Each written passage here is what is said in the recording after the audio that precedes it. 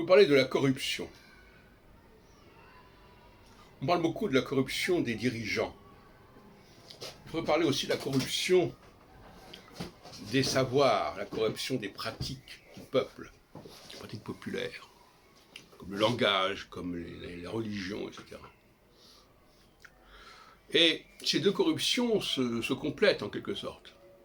C'est parce que le peuple est corrompu qu'il a besoin de leaders qui sont capables de le libérer de cette corruption. Alors, le mot corruption n'a pas évidemment le même sens dans tous les cas que je viens de mentionner. Quand on parle de la corruption d'un leader, on va parler de certaines affaires financières, etc. Mais il y a une corruption beaucoup plus grave, qui est celle du peuple.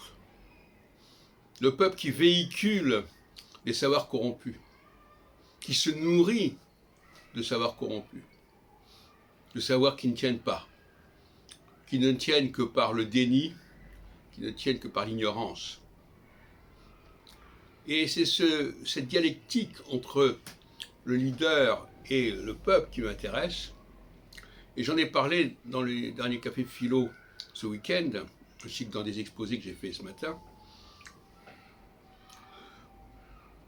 Le leader doit montrer à quel point le peuple est corrompu, à quel point les pratiques langagières, les pratiques religieuses de toutes sortes que le peuple utilise sont douteuses, sont incohérentes, sont altérées. Comme dit l'adage, science sans conscience n'est que ruine de l'âme. Quelque chose qui n'est pas conscient s'altère.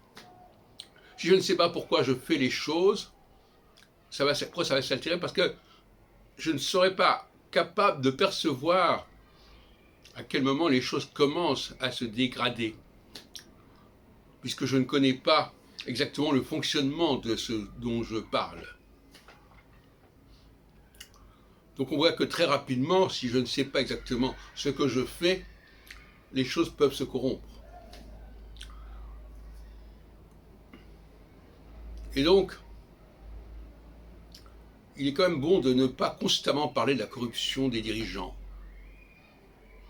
qui est une corruption relativement insignifiante comparée à la corruption collective, la corruption de masse, des savoirs, des dispositifs, des pratiques.